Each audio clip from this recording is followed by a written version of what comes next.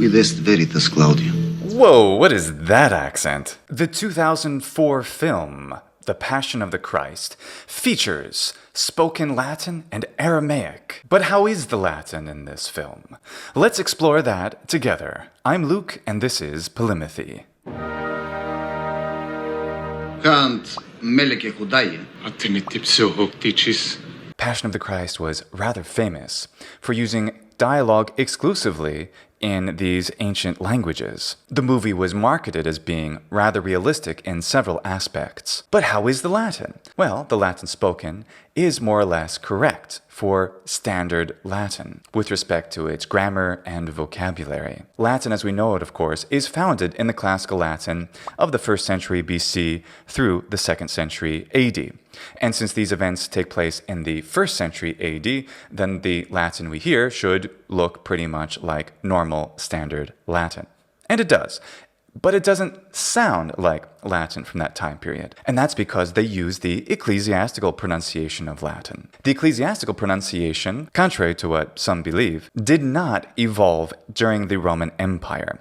The ecclesiastical pronunciation is an innovation that happened under the Carolingian Holy Roman Empire in the 9th century AD. Something like the ecclesiastical pronunciation would not exist in this time period. See this video about the immortal language of Latin to understand more about this. But the ecclesiastical pronunciation is just as beautiful as any other pronunciation of Latin. It was used deliberately by the filmmakers because their audience was going to be primarily Catholic, and the traditional Italian pronunciation, or rather the ecclesiastical pronunciation, is most familiar to people associated with the church. So that makes sense as a decision. What would we expect to hear instead of the ecclesiastical pronunciation? We'll talk about that today. That said, let's analyze the Latin spoken by Pontius Pilate in his conversations with Jesus, as well as with his wife, Claudia. Or should I say, Claudia? Claudia. Vos ite.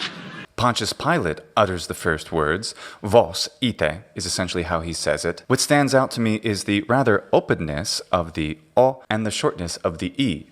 I wonder where he's from. The actor playing Jesus, Jim Caviezel, is American, and aspects of his native English pronunciation are rather clear in his version of the ecclesiastical pronunciation. For example, he says something closer to temet instead of temet or temet. We have a diphthongization with the a, like in the English word they, because most speakers of English don't have a pure e or a sound. He also says ipso hoc. And this particular trait of making an o diphthong, especially at the ends of words, is actually something I still have as a part of my own accent in, say, Italian and occasionally also in Latin. But I'm working on it. So I would read this in the ecclesiastical pronunciation as ate metipsuoc dicis. The H is not normally pronounced in the ecclesiastical pronunciation, although for pedagogical reasons, some still try to use it, so this isn't exactly incorrect, it's just a choice. Now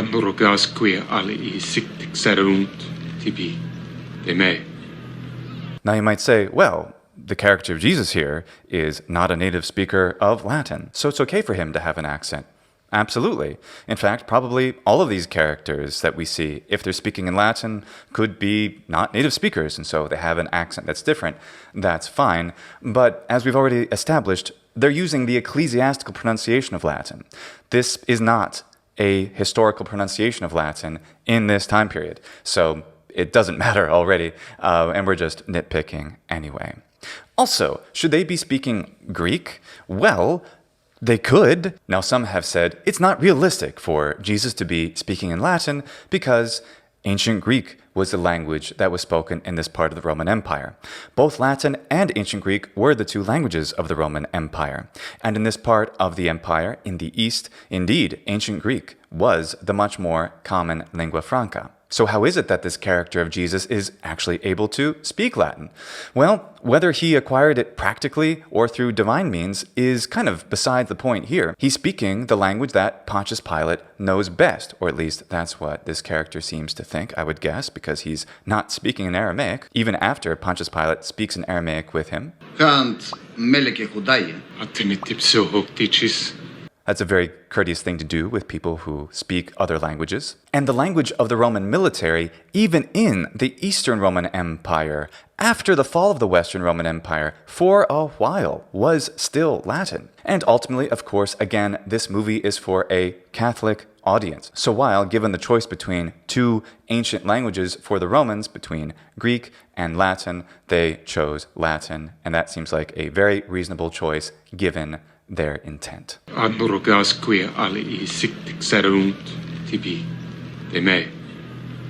More traits of native English speakers are visible in Jim Caviezel's voice here. For example, he says TB instead of TB. If you're interested in supporting this channel, I have a series on Patreon for Maikenatiani supporters where I talk about specific aspects of Latin pronunciation, including how to change this particular habit, going from ka ta pa to ka ta pa.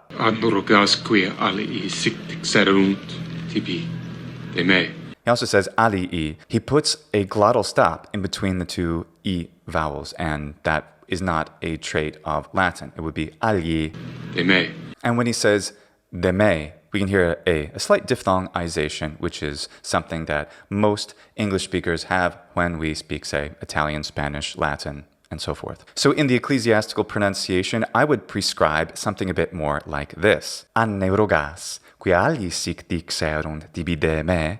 In the ecclesiastical pronunciation, most of the time, speakers will leave open the e and o vowels when they're stressed, regardless of length, and close all of the e and o when they are not in stressed syllables. This is an imitation of the phonology of Italian, where the mamma regola is that every time there is a letter E or letter O, that is E or O, it is closed in quality. It's E or O. It's not E or O when it's unstressed. And this actually could be a plausible model for the sound of ancient Latin, which segues into what is the ancient pronunciation of Latin? Well, that is known as the classical or restored pronunciation of Latin. It's not actually necessarily one specific prescribed thing because we have 3 centuries to deal with.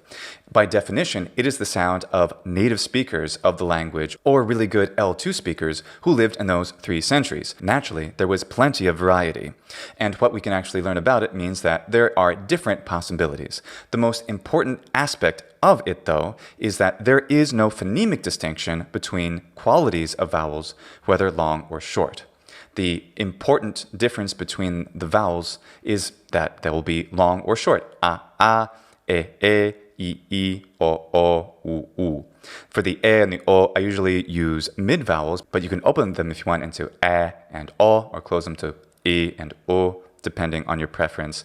It's really not that important. That said, I always maintain phonemic vowel length even in the ecclesiastical pronunciation because, as I mentioned, the ecclesiastical pronunciation is extremely artificial. Again, see the Immortal Language video to learn more about that. Artificial isn't bad. It's artificial to speak an ancient dead language, isn't it? And thus, to truly appreciate the nature of the language, especially its best literature, we absolutely need to know phonemic vowel length. So this is why I prescribe it in my own pronunciation of ecclesiastical Latin. Anneurogas qui alii sic dixerunt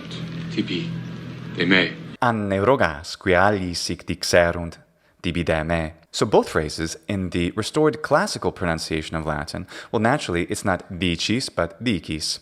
And the H is pronounced, but in a phrase like this, between vowels, that H might vanish. So here's how I would read it. Ad te me dipso hoc dicis. Anneurogas qui alii sic dixerunt tibi de me. Back in 2004, the only time I saw this movie the whole way through in the movie theater, I just assumed that all the actors who were playing Romans were Italian. But let's listen to this Pontius Pilate and see if we can figure out where he's from. Something that stands out to me is that whenever there are consonant clusters or geminated consonants, this actor is not giving those syllables a longer period of time. And that is a fundamental characteristic of the ancient sound of Latin, as well as the ecclesiastical pronunciation. For example, he says something like proposuissem instead of uissem. He also says questionem instead of questionem. Quomodo ipse talem questionem proposuissem. So in ecclesiastical pronunciation, I would say something like quomodo ipse talem questionem proposuissem. And the only difference for the classical pronunciation would be to say quaestionem instead of questionem. Numquid ego Iudeus. Numquid ego Iudeusum. So of course he says Iudeus, the classical pronunciation is Iudaius. Pontifices tui mihi tetradiderunt. Pontifices tui. He doesn't sound very Italian to me at all. I'll have to figure out where he's from, because it's interesting. Pontifices tui. Pontifices tui mihi tetradiderunt. So the long vowels are, of course, essential in Latin. Pontifices tui mi tradiderunt. And in the classical pronunciation, the only difference is going to be pontifices instead of pontifices. Mihi also could have that sound of the aspiration or the H sound, but also in classical Latin, it was frequent for that word mihi to be contracted into simply mi. Me interficere te volunt. Me interficere te volunt. Me interficere te volunt. Cur, quid fecisti? Especially when he says cur, it doesn't at all sound like an Italian, does it? Who would probably say cur, quid fecisti? Cur, quid fecisti? Rexes tu? Regnum meum non est hoc mundo. And when Jim Caviezel says again mundo, o, he has that diphthongization, which is again highly characteristic of native English speakers. Regnum meum non est hoc mundo. And restored classical, the GN is either gna or ngna, like hangnail. So we could say regnum or regnum. Regnum meum non est hoc mundo. Si esset, putas ministri mei isto sic tradere mei. Si ficent. His me, again, is diphthongized into me. So it could be me, so it could be me, or me, but he says me. Si ficent. I don't understand the last word that he seems to be saying, though. Si ficent. Ergo rexes tu. It sounds like he's saying ergo rex est, and not rexes. Es is you are, est is he is. Ego hoc natus sum. Ut testimonium veritati per ebeam. Another characteristic of English speakers is not to pronounce with an u, but as an This is not actually a part of the pronunciation of Latin in any time period, despite what Sidney Allen seems to presume, although it's possible, but it seems incredibly unlikely for this century for various reasons. Just watch my other videos and you'll find out why. So instead of testimonium, it should be testimonium. Ut testimonium veritati per ibeam. Or we can say v for veritati. If you want to learn more about the pronunciation of the letter V, watch this video and see how it changed through the centuries. Omnes qui veritatem audiunt, vocem meam audiunt. And here it says something close to omnes instead of omnes. He says a very open ah sound, characteristic of his American English, instead of omnes. Omnes qui veritatem audiunt, vocem meam audiunt. And also he says und instead of und, which would be better, especially for ecclesiastical pronunciation, but really all Latin. Omnes qui veritate audiunt, vocem mea audiunt. So in the classical pronunciation of Latin, final M is indeed not a true consonant, certainly not before vowels. Blending happens of the vowels between words when there is a final M involved and a vowel follows in the next word. Veritas.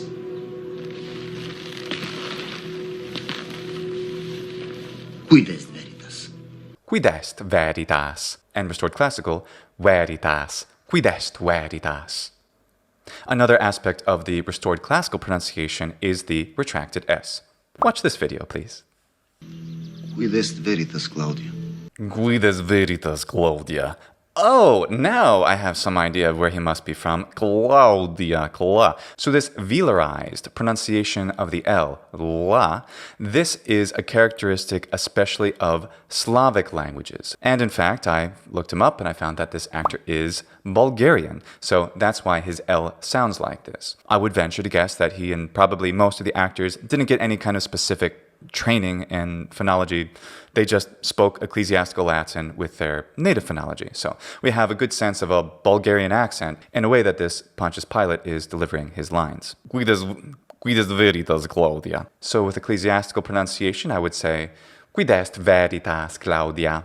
And the only difference with restored classical pronunciation is veritas instead of veritas. Eam audis, eam cognoscis quando dicitur. Eam cognoscis quando dicitur. Eam audis, eam cognoscis quando dicitur. Ita, audio, numet tu. This actress, whose first name also happens to be Claudia, does a great job here. Basically what she says works for both classical and ecclesiastical pronunciations. Quomodo. Potesmi dicere. Quomodo potesmi dicere. Quomodo potesmi dicere. Si non vis veritatem audire, nemo tibi dicere potest. She sounds great. Of course, Italians have an excellent base phonology for speaking Latin, and by definition, ecclesiastical Latin sounds essentially just like Italian phonology anyway. In the restored classical pronunciation, it would be Si non vis veritate audire, nemo tibi dicere potest. So the emphasis here that I place is, of course, on the long and short vowels and syllables. That's the most important part of Latin pronunciation. Veritas. Vis meam veritatem cognoscere, Claudia. Do you want to know my truth, Claudia? In Bulgaria, I'm sorry, I'm just kidding. In Bulgaria, we have different truth. I love the Bulgarian language, by the way. I know it very little, but I can definitely recommend the channel Monoglossia if you want to hear more of that wonderful language. So, ecclesiastical pronunciation, veritas. Vis meam veritatem cognoscere, Claudia. Classical. Veritas. Vis meam veritatem cognoscere, Claudia. Rebelliones upprimebam in ac statione remota 11 annus. Remota 11 annos. He puts a glottal stop between remota 11. That's not necessarily a characteristic of Bulgarian, but he's probably doing it to try to make his speech very clear. Of course, it comes off as extremely unnatural. In fact, his intonation throughout shows that he doesn't seem to understand Latin, which is fine. These are just actors. It sounds a little off the way he's delivering his lines. But also this whole scene and discussion is... it's a great piece of theology, but it's such an unusual discussion. It's hard to imagine this being an organic conversation that two people would actually have most of the time. So maybe that's part of the reason. Rebelliones upprimebam in ac statione remota 11 annus. He doesn't geminate his L, so he says rebelliones instead of rebelliones, rebelliones. Rebelliones upprimebam in ac statione remota 11 annus. Upprimeb. And then when he says upprimebam, his O is so close, it sounds like upprimebam instead of opprimebam. Si hunc non condemnabo, sciu Caiapham, seditionem initiaturum esse. And when he says shio, it sounds a lot like shiu to me.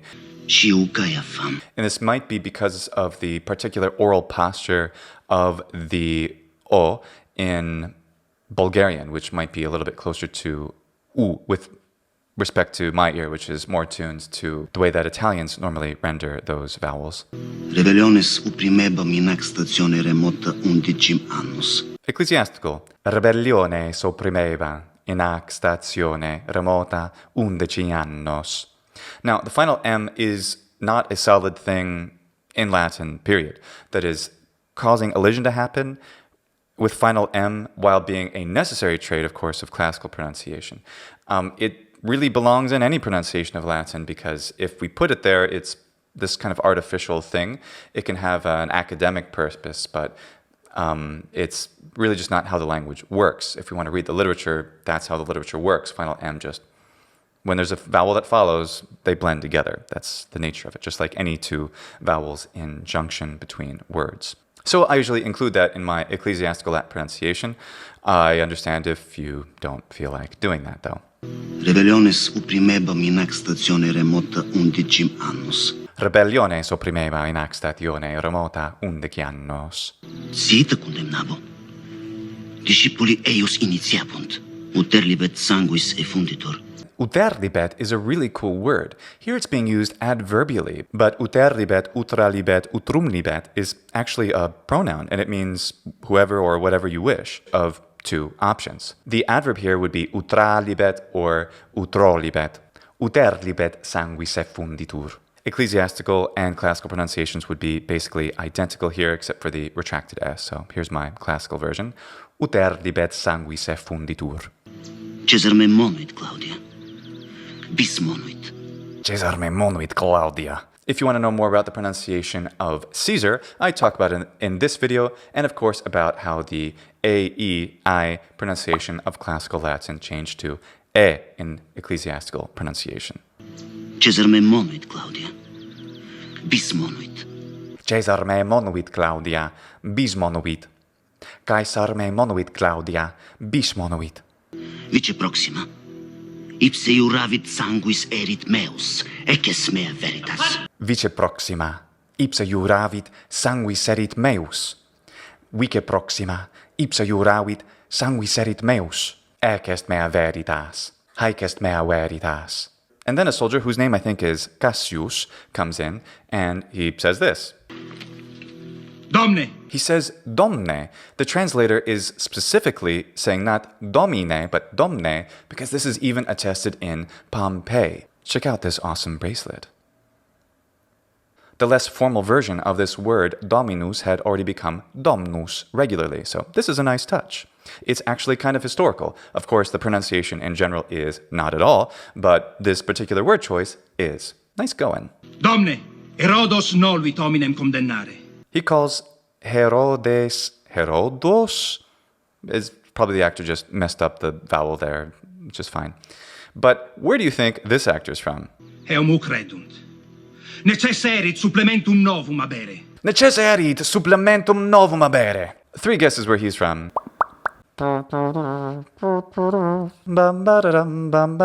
So, rather typically of Italians, and also actually something that was occurring for some speakers of Latin even in this time period, was confusions of where to put the H sound. He says heum instead of eum. So that's interesting. Of course, again, this is not a historical pronunciation of Latin, but I like it. I think it sounds great. Domne, Herodos noluit hominem condemnare. Eum credunt. Necesserit supplementum novum abere. So in the restored classical pronunciation of Latin, I would deliver his lines like this. Domne, Herodes noluit hominem condemnare, eunc reddunt, necesserit supplementum novum abere. Nolo incitare seditionem. In restored classical pronunciation, nolo incitare seditionem. Seditio iam est. Seditio ja est. So that is some of the Latin that can be heard in Passion of the Christ. Which pronunciation of Latin do you prefer and why? Let me know in the comments. Also, you may be interested in the original source material for the Passion of the Christ, and for that, I recommend my trilingual recitation of the Gospel of John, available on my audiobook store. The audiobook comes with the text in the original Greek, with side-by-side translations in Latin and English, and audio files in all 3 languages. Both the Greek and the Latin text have all the long vowels marked, indispensable for learning the essential pronunciation and grammar of both languages. This is a tool I have used to improve my knowledge of both of the ancient languages, and you may find it useful as well. Find my audiobook store at lucranieri.com. I hope you enjoyed this. Check out the other videos where I have reviewed the Latin in movies and games and entertainment. Thanks so much for watching and subscribing. Valete.